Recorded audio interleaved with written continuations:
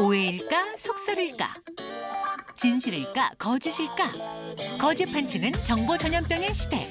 바르게 알고 건강하게 먹자. 무엇이든 팩트 체크. 네, 날씨 추워지면서 길거리 다니다 보면 김이 모락모락 나는 겨울 뭔가 제철 간식들이 많이 보입니다. 자, 맞아요. 이와 관련해서 어떤 주제 준비되어 있는지 화면 보시죠. 손발이 꽁꽁 추운 겨울.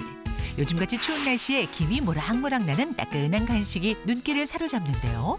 한 번 먹기 시작하면 끊임없이 손이 가게 됩니다. 게다가 길거리 간식은 걸어다니면서 먹어야 제맛이죠. 그런데 걸으면서 먹으면 더 살찐다는데 과연 사실일까요? 걸어다니면서 먹으면 과식한다. OX. 놀라운 결과가 잠시 후 공개됩니다. 자, 걸으면서 먹으면 과식한다. 이승현 아나운서 어떻게 생각하세요? 아유, 이거는 당연히 X죠. 왜요? 걷기는 바로 운동 정말 잘 되는 거잖아요. 앞서 조금이라도 15분이라도 걸어라 이렇게 이종현 교수님께서 말씀을 해주셨는데 네. 어떻게 먹으면서 걷는데 과식을 할 수 있겠습니까? X입니다. 네, 정답은 네, O입니다. 왜요? 15분간 걸으실 때 아무것도 드시지 않고 걸으셔야 됩니다. 실제로 우리가 뭘 먹으면서 걷게 되면 포만감을 잘 못 느끼게 돼요. 왜냐하면 주의력이 좀 떨어지기 때문에. 그래서 먹은 줄 모르게 되고 실제로 운동하고 난 다음에 또 간식을 더 찾게 되죠. 실제로 영국에서 시행한 연구 결과를 보면 세 군으로 나눴습니다. 한 군은 TV 보고 앉아 있는 군, 한 군은 복도를 걷게 하는 군, 또 한 군은 옆 사람과 이야기하는 군을 세 군으로 나눴고요. 이 사람들한테 시리얼 바라 그래서 밥 같은 걸 줬습니다. 주고 난 다음에 식후로 간식을 줬습니다. 초콜릿이나 감자, 고구마 같은 간식을 줬는데 앉아 있는 군, TV 보는 군, 그리고 걸어 다니는 군 세 군 중에 가장 많이 간식을 먹은 군이 바로 걸으면서 식사를 한 사람들이 가장 많은 간식을 먹었습니다. 그 이유가 아무래도 걸으면서 우리가 음식을 먹게 되면 첫 번째 주의력이 좀 분산되기 때문에 내가 음식을 먹고 있다라고 하는 인지를 좀 못하게 되는 경우가 있고요. 또 하나 우리가 음식을 먹게 되면 우리 뇌가 반응을 해서 식욕 억제 호르몬이 나와서 이제 그만 먹어도 돼라고 하는 신호를 보내게 되는데요. 아무래도 그런 것들을 잘 못하게 되다 보니 걸을 때 먹었던 음식들은 내가 제대로 먹었나? 또는 먹고 난 다음에 이것 때문에 또 다른 걸 더 찾게 될 이런 상황이 있기 때문에 가급적이면 뭐 간식 같은 거 드실 때는 걷지 마시고 가만히 앉아서 드시는 것을 추천드립니다. 먹는 데는 먹는 것에만 충분히 집중을 해야 하나 봅니다. 근데 요새요, 길거리 가다 보면 그 붕어빵이나 호떡도 종류가 진짜 다양하게요. 맞아요. 안에 속재료가 별게 다 들어가는 거예요. 뭐 골라 먹는 재미가 있어서 좋긴 한데 칼로리가 장난이 아닐 것 같아요. 네, 맞습니다. 준비된 자료 같이 보시겠습니다. 이제 일반적으로 붕어빵 얘기를 하셨는데요. 붕어빵 같은 경우에는 보시면 100g당 254칼로리로 열량이 굉장히 높은 편인데 그것보다도 또 붕어빵을 만드는 성분이 밀가루에다가 설탕, 겉표면도 그렇고요. 네. 그리고 속도 팥이라든가 아니면 슈크림이라든가 초콜릿 이런 것들이 들어가 있기 때문에 만만치 않은 열량이 속에도 들어가 있어요. 그래서 간식 칼로리는 굉장히 무시하지 못할 부분이 있고요. 이제 흔히 많이 먹는 군고구마 같은 경우는 100g당 186칼로리, 또 어묵같이 기름지기 때문에 문제가 될 거라고 생각하는 부분이 있거든요. 그런데 그거는 100g당 140칼로리, 열량은 높지 않은데 포화지방은 많을 수 있어서 주의가 필요하고요. 또 호떡 같은 경우는 열량 덩어리죠. 그래서 좀 조심하셔야 되겠습니다. 진짜 높네요. 와, 저는 호떡을 제일 좋아하는데 큰일 났네요. 아니 근데 겨울철에는 밖에도 잘 안 나가고 집에만 있잖아요. 활동량도 줄어들고 좀 겨울철에 간식을 좀 건강하게 먹을 수 있는 방법 없을까요? 네, 간식은 연세 드시면 저희가 하시자고 부르기도 하고요. 또 운동하시는 경우에는 간식을 하라 그래요. 그런데 이제 보통 뭘 먹을 거를 일반적으로 정해놓으라고 합니다. 한 가지 종류로 먹지 않도록 하기 위해서 우유나 두유 같은 거에다가 보통 커피잔 조그만 거 하나 정도 드시고요. 그다음에 단 거가 필요한 거기 때문에 단 거를 조금 과일 같은 걸로 드시라고 하고요. 두 번째로는 먹기 전에 진짜 내가 배가 고픈가 필요한가 이런 것들을 좀 감각적으로 느끼는 연습을 하시는 필요가 있어요. 그냥 아무 생각 없이 그냥 먹을 게 보이니까 먹는 거 하고 내가 조금 허한데 뭐 그럴 때 먹는 거하고 조금 좀 다르겠죠. 세 번째로는 간식으로 부족한 영양소를 채울 수 있으면 뭐 일석이조 이상이겠죠. 네. 그래서 보통 채소를 잘 안 드시는 분은 열량 좀 적은 과일 같이 도마도 같은 거 이런 것들을 좀 챙겨 드시면 더 좋을 것 같고요. 네 번째로는 간식하면서 스마트폰 보거나 식사하면서 스마트폰 보시는 분들 많거든요. 네. 근데 식사는 그래도 어디 이제 외식하실 때 하시면 일정량이 되지만 간식은 사실은 이렇게 하나 다 드시면 굉장히 열량이 높은 것들이 많아요. 네. 그래서 스마트폰 보지 않으시는 거 중요하고 이제 마지막으로 간식용 접시를 하나 만들고 식사도 마찬가지인데 조금 작은 사이즈를 만들어서 포션 사이즈를 좀 줄이는 거가 도움이 되겠습니다. 네. 자, 이어서 팩트체크 두 번째 주제로 넘어갈 텐데요. 바로 달걀에 대한 이야기입니다. 우리 식탁에서 빠지지 않는 식재료 달걀. 달걀은 단백질이 풍부할 뿐만 아니라 조리가 쉬워 무궁무진하게 요리에 활용되는데요. 그런데 달걀 노른자는 상당한 양의 콜레스테롤이 들어가 있다는데 콜레스테롤 수치가 높아 걱정인 사람들은 달걀을 피해야 하는 걸까요? 콜레스테롤 수치가 높다면 달걀 노른자 안 먹는 게 좋다. OX 스튜디오에서 알아봅니다.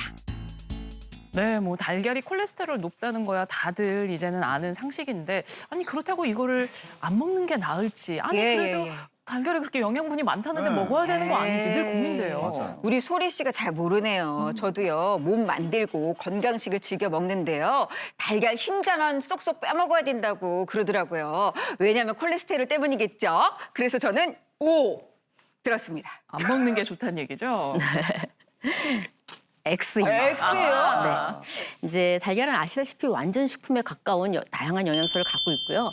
말씀하신 것처럼 흰살에 아미노산이 근육을 만드는 성분이 있기 때문에 흰살 부분만 먹는 경우가 있긴 한데 노른자에도 레스틴이나 이렇게 혈관을 깨끗하게 하는 성분들이 같이 들어가 있어요. 그래서 이제 하버드대에서 연구한 거에 의하면 보통 걱정하시는 게 콜레스테롤이 높아질까, 맞아요. 네. 심혈관 질환이 높아질까 이 두 가지거든요. 근데 이제 거기서 연구한 거에 의하면은 하루에 하나 정도의 달걀을 먹는 거로는 심혈관 질환 위험이 높아지지 않았다 하는 부분이 있고요. 그리고 또 어떤 부분이 있느냐 하면 이제 매일 섭취하는 거에 있어서 특히 아시아인 같은 경우에는 이제 이런 기름진 음식을 좀 덜 먹는 나이에는 오히려 도움이 됐다 하는 연구 결과도 있습니다. 아니 근데 같은 사람인데 왜 아시아인이랑 차이가 나는 거예요? 그러게요. 아무래도 식사 패턴하고요. 이제 몸에 생긴 모양이 영향을 미칠 것 같아요. 이제 서양인들은 기름진 것도 먹고 운동도 많이 해서 근육이 굉장히 많은 편이라서 한꺼번에 근육이 확 늘어나는 순간 심혈관 질환 위험이 높아질 수도 있는 그런 나쁜 게 있고요. 그리고 먹는 패턴을 보면은 우리나라는 달걀찜이라든가 뭐 기껏해야 후라이지만 서양인들은 거기에다가 소세지, 베이컨 이런 것들을 다 같이 먹으니까 아무래도 포화지방하고 트랜스지방이 문제가 되는 부분이 있고요. 그렇지만 달걀 하나에 콜레스테롤이 200mg이라 들어있어서 하루 300을 저희가 이제 권장을 할 때 꽤 네. 많은 양이 들어있는 건 사실이에요. 그런데 어떤 면에 의해서 좋은 그런 나쁘지 않은 영향을 미치느냐 하면 기본적으로 이제 콜레스테롤과 관련해서는 과거에는 제한을 했습니다. 얼마 이상 먹지 말아라. 그랬는데 먹는 거에서 오는 게 이 혈중 레벨을 10, 20%밖에 설명하지 않는다고 생각하고 있어요. 그러니까 먹는 걸 제한해서 큰 영향이 없겠다 하고 생각해서 오스트레일리아는 제한을 아주 안 하고요. 미국도 제한을 거의 없앴고요. 우리나라는 당뇨가 있는 분들은 심혈관 질환 위험이 상당히 높은 분들이기 때문에 그분들만 콜레스테롤이 300 이상 되지 않도록 하자. 그래서 하루에 하나 정도 먹는 거는 문제가 없고 좋은 효과를 낼 걸로 보입니다. 그렇군요. 달걀에 대한 이야기 나눠보고 있는데요. 그럼 달걀 관련해서 깜짝 퀴즈 하나 풀어보고 갈까요? 자, 먹는 부위를 달걀로 아이고. 문지르면 효과가 있다? 효과 있을까요? 없을까요? 네, 정답은 제가 선택한 정답 바로 2번입니다. 효과가 없다입니다. 없어요? 사실 우리가 먹들면 제일 빨리 계란부터 찾는 게 한국인이라면 누구나 다 아는 습성인데요. 그렇죠. 우리가 멍드는 것은 무엇이냐면 탁 맞았을 때 혈관이 터지면서 혈관 안에 있던 피가 스며 나왔기 때문에 멍이 드는데 여기다가 계란을 이용해서 이렇게 문질러 주다 보면 오히려 멍 부위가 넓어지거나 또는 더 짙어질 수 있고요. 물론 시원한 감 때문에 조금 도움이 될 수는 있긴 하지만 전체적으로 봤을 때는 큰 효과가 없습니다. 자, 그렇다면 멍이 들면 어떻게 하느냐? 처음에는 멍이 들면 후끈거리고 아프기 때문에요. 냉찜질, 얼음 같은 것들을 갖다 대서 혈관을 수축시켜서 그 부위에 염증을 가라앉히게 하시는 것이 첫 번째고요. 약 48시간, 이틀 정도 지나고 나면 붓기가 가라앉고 통증이 좀 줄어들게 되면 그때 따뜻한 온찜질을 하시게 되면 혈류가 잘 순환되면서 회복이 빨라지기 때문에 괜히 멍들면 계란부터 찾지 마시고요. 냉장고 열어서 냉찜질 먼저 하시고 하루 이틀 지난 다음에 온찜질 하시는 것이 더 확실한 방법이지 않을까라고 생각이 됩니다. 네. 네. 아니 우리가 보면 국민 배우, 뭐 국민 가수, 뭐 국민 아나운서 뭐 이런 게 있듯이 달걀 왜 웃으세요, 선생님? 그 달걀이야말로 이 국민 식품이 아닐까 싶은데 평소에 우리가 달걀에 대해서 너무 모르는 게 많은 것 같아요. 그렇죠. 네, 맞습니다. 이제 달걀은 보통 많이 사기 때문에 보관하는 방법이 굉장히 중요할 것 같은데요. 우선은 달걀을 잘 보관하려면 냉장고의 바깥쪽보다는 안쪽 속 깊이 보관하는 게 좀 좋겠다고 보는데요. 이제 왜냐하면은 달걀은 그 겉껍질 등등에 살모넬라균이 있어서 장염을 일으키기 쉬워서 저희가 걱정하잖아요.